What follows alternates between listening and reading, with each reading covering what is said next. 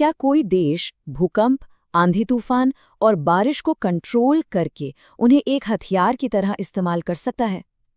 ये सुनने में ही किसी साइंस फिक्शन फिल्म का प्लॉट लगता है ना? लेकिन क्या हो अगर ये हकीकत के बहुत करीब हो, या शायद हकीकत ही हो? चलिए आज इसी की गहराई से पड़ताल करते हैं।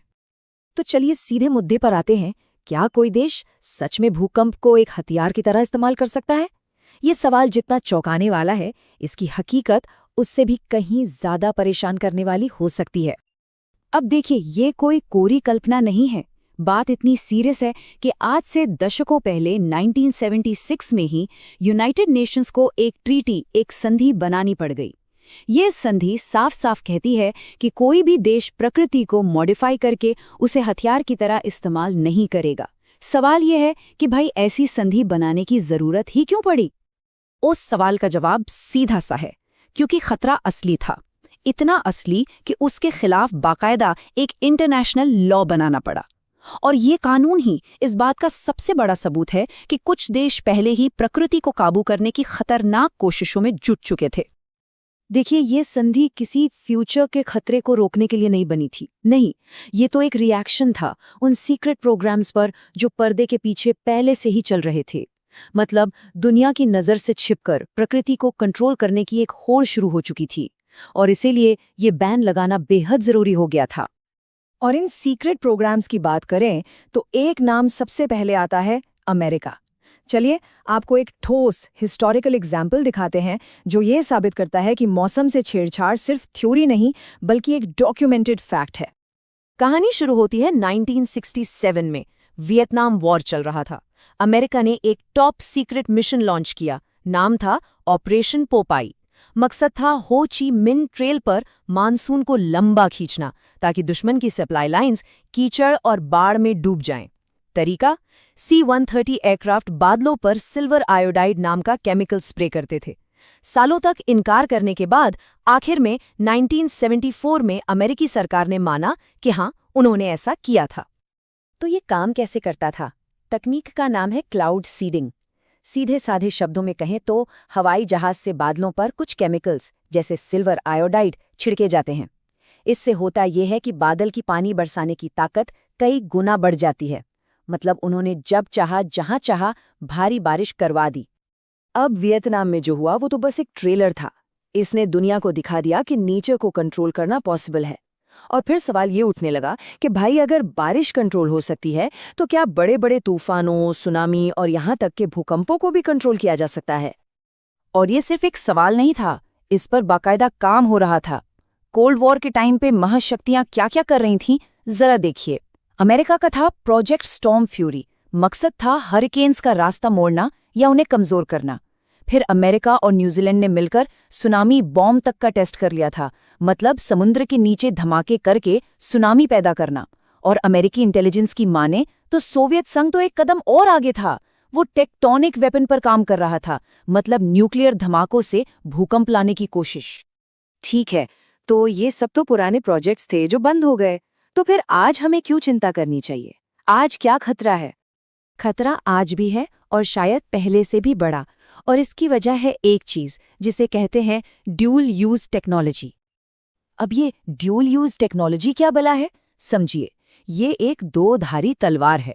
मतलब एक ही टेक्नोलॉजी जिसका इस्तेमाल अच्छे काम के लिए भी हो सकता है और बुरे काम के लिए भी। जैसे मान लीजिए भूकंप कैसे आते हैं, इस पर कोई साइंटिफिक रिसर्च हो रही है, तो ये तो अच्छी बात है।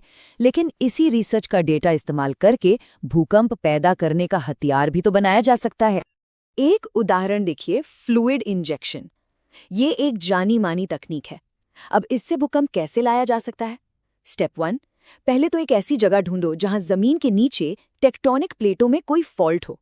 स्टेप 2, फिर उस जगह पर जमीन में बहुत गहराई तक ढेर सारा पानी या कोई और तरल इंजेक्ट करो। स्टेप 3, ये तरल उन प्लेटों के बीच लुब्रिकेशन का काम करेगा, मतलब घर्षण कम कर देगा। और स्टेप 4, नतीजा, प्लेटें फिसल जाएंगी और आ जाएगा भूकंप। ये सिर्फ थ्योरी नहीं है, छोटे मोटे भूकंप ऐसे लाए भी जा चुके हैं। स्क्रीन पर ये जो नंबर दिख रहा है 7.9, ये 2008 में चीन के जिपिंगपू डैम के पास आए भूकंप की तीव्रता है।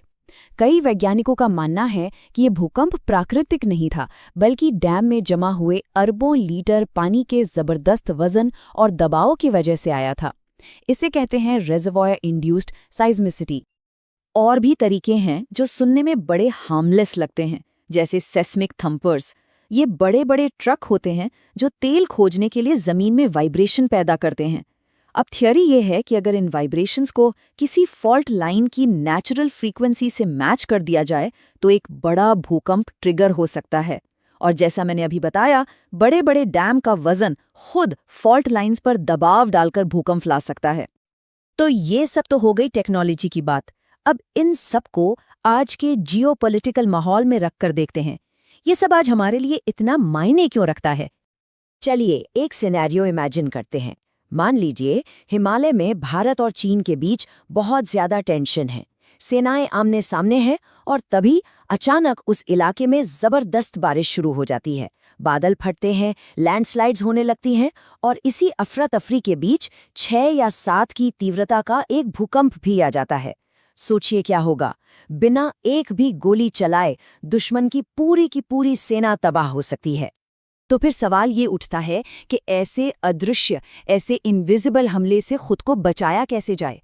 जब हमलावर कोई इंसान नहीं बल्कि खुद प्रकृति लगे, तो कोई देश अपना बचाव कैसे करेगा? इसके लिए एक मल्टी लेवल स्ट्रैटेजी सुझाई गई है। पहला, डिटरेंस, मतलब खुद भी ऐसी क्षमताएं विकसित करो ताकि दुश्मन हमला करने से डरे। दूसरा, एक एडवांस सेंसर नेटवर्क बनाओ जो किसी भी अननेचुरल भूगर्भीय एक्टिविटी को तुरंत पकड़ ले। तीसरा, बॉर्डर के इलाकों में लोगों को सिविल डिफेंस की ट्रेनिंग दो। और सबसे जरूरी, एक बिल्कुल साफ जियो वेपन डॉक्ट्रिन यानी एक नीति बनाओ। और ये नीति क्या हो? स्रोत के मुताबिक इसका जवाब दहला देने वाला है।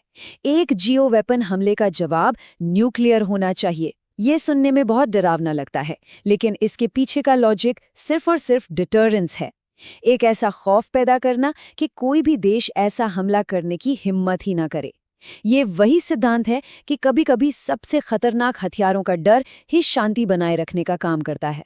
लेकिन सवाल वही है, क्या प्रकृति के खिलाफ छेड़ी गई इस जंग में इंसानियत आखिर में खुद को ही तबाह कर देगी? इसी सवाल के साथ आज की ये पड़ताल यही खत्म करते हैं।